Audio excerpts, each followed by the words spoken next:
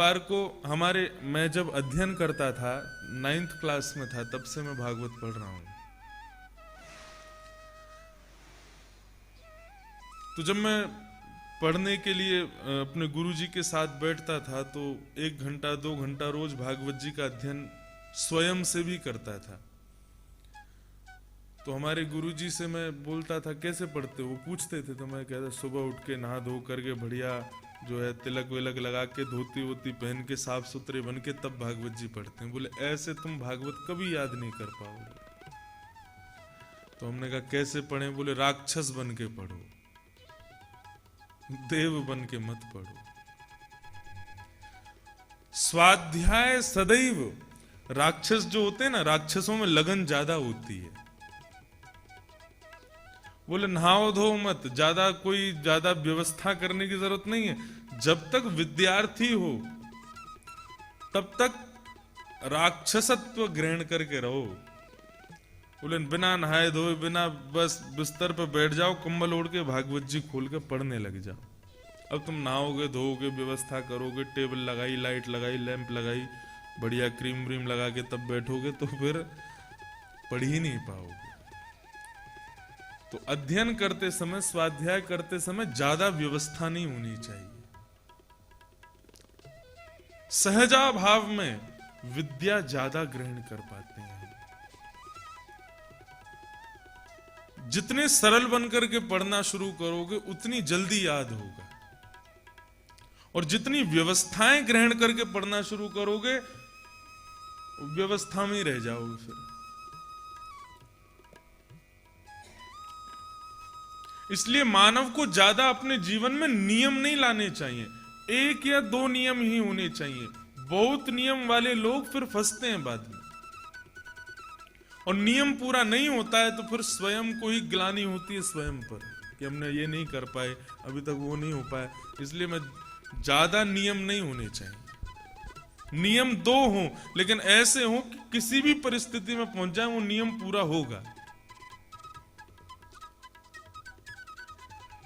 एक कुम्हार था, मटका बनाने वाला। उसके घर के सामने एक व्यक्ति रहता था। तो वो व्यक्ति कथा में गया तो कथा में उसने सुना कि अपने जीवन का कोई एक नियम बना लो। तो अब वो सोचने लगा क्या नियम बनाऊं। उसने नियम बनाया, वो रोज सुबह उठ करके और अपनी खिड़की से मटका बनाने वाले कुम्हार को देखता था। ये उसका नियम था। रोज सुबह उठ करके खिड़की खोल करके कुम्हार को देख लेता, बस उसका फिर वही नियम था, उसी से दिन शुरू होता था। वो बोला ये सहज है, इसमें ज्यादा कुछ करना नहीं है, रोज इसको देख लूंगा। बस व्यास जी ने कहा था कोई नियम बनाओ, ये नियम बढ़िया है, इसको देखूंगा।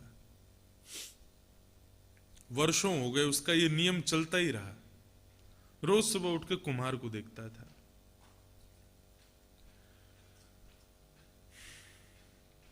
एक दिन प्रातःकाल उठते ही जैसे उसने खिड़की खोली तो सामने कुम्हार उसको दिखाई नहीं दिया।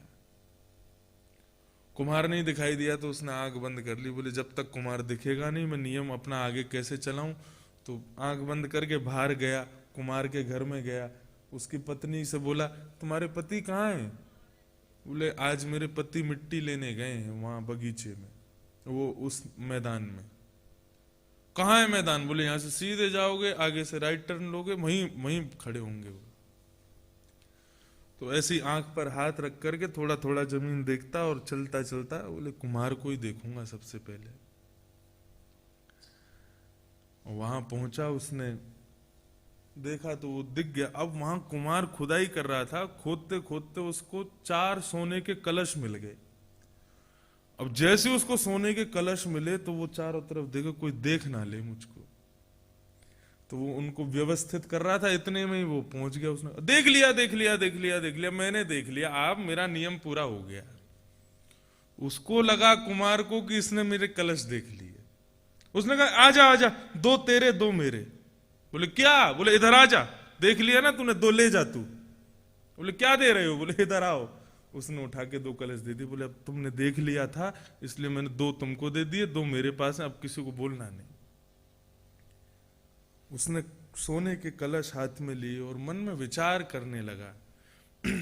एक तुच्छ 5 भौतिक शरीर वाले इस साधारण से कुमार को रोज देखा मैंने, और आज उसका परिणाम यह हुआ कि ये सोने के कलश मुझको मिले।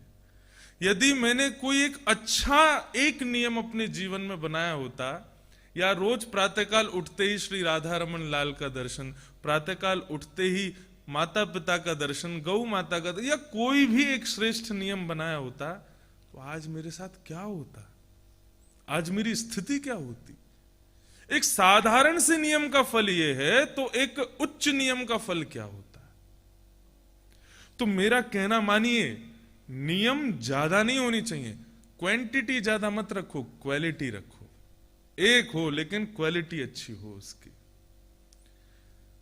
बिना नियम के कोई नहीं होना चाहिए। सुबह उठ करके चाय पीना, सुबह उठ करके ये करना, वो ये सारे नियम श्रेष्ठ नहीं माने जाते। सुबह उठ करके प्रभाते कर दर्शनम, सुबह उठते ही कर दर्शन। अब लोग सोचते हैं कर दर्शन का तात्पर्य क्या है, उसके पीछे रीजन क्या है, क्यों देखते हैं हम लोग हाथ। सुनो, प्रभाते कर दर्शनम, कर आग्रे वस्ते लक्ष्मी। कर के जो ये अग्र भाग हैं, इनमें लक्ष्मी का निवास होता है। आप किसी को भी धन देते हो तो उंगलियों से ही लक्ष्मी को गिना जाता है। आजकल सब कुछ ऑनलाइन हो गया है, तो उसमें भी पिन कोड भी तो उंगली से ही जाएगा, तो लक्ष्मी निकलेगी उंगली से ही। चाहे आप नेट बैंकिंग भी करो तो भी उंगली का ही प्रयोग होगा, ये आगे वाली उंगली ही चलेगी। इसका मतलब क्या है कि लक्ष्मी का निवास कर के अग्र भाग में होता है। तो सुबह उठते ही सबसे पहले अग्र भाग को देखो, कराग्रे वस्ते लक्ष्मी, और लक्ष्मी को देख के क्या कहो, हे लक्ष्मी आप हमारी मां हो। आज पूरे दिन में ना जाने में कितना खर्च आपको करूंगा, लेकिन किसी असद व्यक्ति को ना करूं। आप किसी सद व्यक्ति के पास ही जाना, ये आसन है लक्ष्मी का, तो इस आसन पर लक्ष्मी का आह्वान करके उनको प्रणाम करो। तो कराग्रे वस्ते लक्ष्मी, कर मध्य सरस्वती। कर के मध्य में सरस्वती का वास होता है। तो कर के मध्य में सरस्वती को देखो। सरस्वती किसकी देवी हैं? वाणी की देवी हैं। हे देवी, आप मेरी वाणी पर विराजमान हो जाइए। मैं आपसे प्रार्थना करता हूं कि आज आपके आसन को मैं दूषित ना करूं किसी से गलत बोल करके।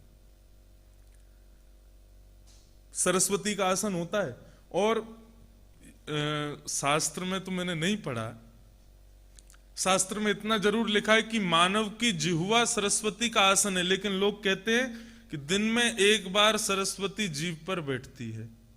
कहते हैं ना लोग, कोई कहता है मैं कहीं, मेरा कहीं एक्सीडेंट ना हो जाए, बोले ऐसा मत बोलो, जीभ पर लक्ष्मी बैठी होती है, सच ना हो जाए। तो जिह्वा की देवी हैं सरस्वती। तो कर के मध्य भाग में सरस्वती का दर्शन करो। हमारा भाग्य पूरा हाथों में लिखा होता है। ज्योतिषाचार्य हाथ देख करके बता देते हैं कब ब्याह होगा, कितने बच्चे होंगे, किससे ब्याह होगा, कैसे रहोगे, क्या रहोगे।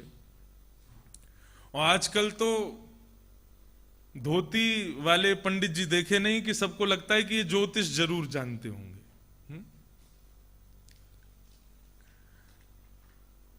मोस्टली हम लोग भी जब जाते हैं तो फ्लाइट्स में या ट्रेन में कहीं भी जाते होंगे तो लोग जरूर पूछते हैं। अगल बगल वाले बैठे हुए लोग देखेंगे पहले तो थोड़ी देर तक, उसके बाद देखेंगे, बोले कि इनको ज्योतिष आती है कि नहीं।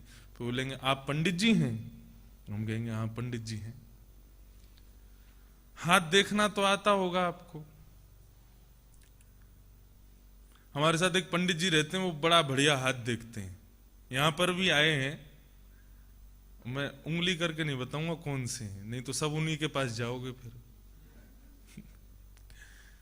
तो वो एक बार मेरे साथ कहीं रायपुर से या कहीं से मैं आ रहा था, तो ये बैठे थे साथ में, तो इनके बगल में सीट पे जो पैसेंजर था उससे इनकी बातचीत शुरू हुई। और मैं अपना कुछ लगा था या सो गया था, पता नहीं, मुझे याद नहीं। थोड़ी देर में मैं आंख खोल के देखता हूं तो ये उसका हाथ देख रहे थे। हाँ, और लाइट वाइट जला के बिल्कुल बढ़िया ऐसे करके, और थोड़ी देर में देखा उसने पॉकेट से 500 रुपए निकाल के इनको दी थी। मैंने, बात तुम्हारी तो कमाई यहाँ पे भी हो गई, आकाश में भी तुम्हारी कमाई हो रही है। तब उन्होंने मुझे 2-3 ट्रिक्स बताए। बोले महाराज 2-3 चीज हैं, वो तो याद ही कर लो, वो सबके साथ होती है। हाथ देख के वो तो बता ही देनी चाहिए। क्या? सबसे बड़ी बात है परफेक्शन। हाथ देखो तो बिल्कुल ऐसे टाइट करके, बिल्कुल साफ वाफ करके देखो, हाँ भाई, लगना चाहिए कि इसको आता है। तुम्हारा पेट सही नहीं रहता ना, हाँ बिल्कुल सही नहीं रहता। किसका सही रहता है? अमूमन साल में 2-3 महीना सबका ही खराब रहता है। बचपन में बहुत जोर से गिरे थे तुम, कौन नहीं गिरा? हाँ गिरा था, मेरे सिर में लगी है। और अंतिम ब्रह्मास्त्र, तुम सबके साथ अच्छा करते हो लेकिन सब तुम्हारे साथ बुरा करते हैं। बस वो तो फिर पैर ही पकड़ लेगा, जय हो महाराज, आपने क्या बताया, अद्भुत। तो देखिए, एक मेरी बात सुनिएगा, ज्योतिष भगवान के नेत्र हैं। ज्योतिष का प्रयोग खाली पीली बैठे कुछ नहीं, अपना भविष्य जानने के लिए नहीं करना चाहिए। मूवी देखते हैं आप लोग? देखते हैं? कोई नई मूवी आती है तो किसी ने देख ली हो और वो आके बता दे कि मैंने वो पिक्चर देख ली, तो हम क्या कहते हैं? बताना नहीं क्या था पिक्चर में, हम खुद देखेंगे। होता है ना। और विशेष रूप से ये कहते हैं कि लास्ट तो, एंड तो उसका बिल्कुल नहीं बताना क्या हुआ। बाहुबली ने कटप्पा को क्यों मारा? नहीं, कटप्पा ने बाहुबली को क्यों मारा? तो एक सस्पेंस बना रहता है कि क्या होगा पिक्चर में। हम उसी क्या बोलेंगे, एक्साइटमेंट में मूवी को 3 घंटा देखते हैं। कई बार कथाओं में भी वो एक्साइटमेंट रहता है कि अब क्या होगा, अब क्या होगा, अब क्या होगा। ऐसे ही लाइफ भी एक मूवी की जैसी है, वो एक्साइटमेंट है कि तो एक एक्साइटमेंट लाइफ की बनी रहे, उसके लिए ज्योतिष का प्रयोग नहीं है कि आप उसको पूछो कि अब क्या होगा। ज्योतिष का प्रयोग किसके लिए? मुहूर्तों के लिए, विवाह आदि संबंधों के लिए, किसी का जन्म हुआ उसके नामकरण आदि, और उस सब के लिए ये ज्योतिष का प्रयोग किया जाता है। या किसी के जीवन में बहुत ज्यादा समस्याएं हों, ऐसे व्यक्ति को ज्योतिष का सहारा थोड़ा बहुत लेना चाहिए। लेकिन बस कुछ नहीं, खाली बैठे तो बस पूछ ही लें कि अब क्या होगा, वो नहीं होना चाहिए। वो भगवान के नेत्र हैं, उनका उतना ही सम्मान करो। तो कराग्रे वस्ते लक्ष्मी, कर मध्य सरस्वती, और करमूले तु गोविंद, यहां पर भगवान का निवास होता है। इसीलिए मूल में ही ये धागा बांधा जाता है। करमूले तु गोविंद, यहां पर भगवान का दर्शन करो। हमारे कलावा क्यों बांधा जाता है? क्योंकि मूल में ठाकुर जी का निवास है, मूल में कृष्ण का निवास है। इसलिए यहां पर, अब कोई बीमार है, कैसे पता लगेगा? उसके मूल को स्पर्श करके पता कर लेते हैं, अच्छा ये बीमार है। कई लोग तो नाड़ी देख के ये तक बता देते हैं कि तुम्हारे ये बीमारी है, तुमको ये दर्द है, तुमको यहां, ऐसा सब बता देते हैं। क्यों? मूल से ही पता चल जाता है कि मानव का भोजन शुद्ध है कि नहीं, मानव का स्वास्थ्य ठीक है कि नहीं। क्यों? क्योंकि मूल में कृष्ण का निवास है। अब देखो, इसका एक लॉजिकल अपने आप ही बनता है। मूल में कृष्ण, और कृष्ण गीता में कहते हैं मैं कौन हूं? मैं काल हूं। इसलिए हम घड़ी भी मूल में ही पहनते हैं, काल। अपने आप ही है, ये कोई, इसका कोई प्रमाण नहीं है, लेकिन मूल में कृष्ण है, इसलिए घड़ी मूल में ही होती है। लेकिन विशेष रूप से प्रमाणवाद पर यदि जामे तो मूल में धागा इसीलिए पहना जाता है। इसको जब बांधते हैं तो पंडित जी श्लोक बोलते हैं कि हे भगवान इसकी रक्षा करना। क्यों? क्योंकि मूल में ठाकुर जी हैं। तो प्रातःकाल उठकर के केवल एक नियम बना लो, कराग्रे वस्ते लक्ष्मी, कर मध्य सरस्वती, कर मूले तु गोविंद प्रभाते कर दर्शनम। अच्छा, दोनों हाथों को थोड़ी दूरी पर ऐसे देखना चाहिए। कई लोग ऐसे देखते हैं, और आप कोई नमाज थोड़ी पढ़ रहे हैं, वहां ऐसे देखना चाहिए, बिल्कुल स्ट्रेट करके। आगे के भाग को देखो, मध्य को देखो। आगे लक्ष्मी का आह्वान करो, मध्य में सरस्वती का आह्वान करो, मूल में कृष्ण का आह्वान करो। उसके बाद फिर इसको आंखों से लगाओ, वक्षस्थल से लगाओ, शीश से लगाओ, और फिर समुद्र वसने देवी पर्वत स्तन मंडले विष्णु पत्नी नमस्तुभ्यम पादस्पर्शम क्षमस्व में। हम आप पर पैर रखने वाले हैं, हे धरती माता हमको क्षमा करो। ये दो नियम ही आपने बना लिए ना, तो आप फिर मुझको याद करेंगे कि हाँ इंद्र जी ने कुछ अच्छा बताया था। उसके अलावा जो आपके नियम हो वो तो करो ही, लेकिन फिर कहूंगा नियम की क्वांटिटी ज्यादा मत रखना, नियम की क्वालिटी पर ज्यादा ध्यान देना। एक या दो ही हो, लेकिन हो बहुत अच्छे।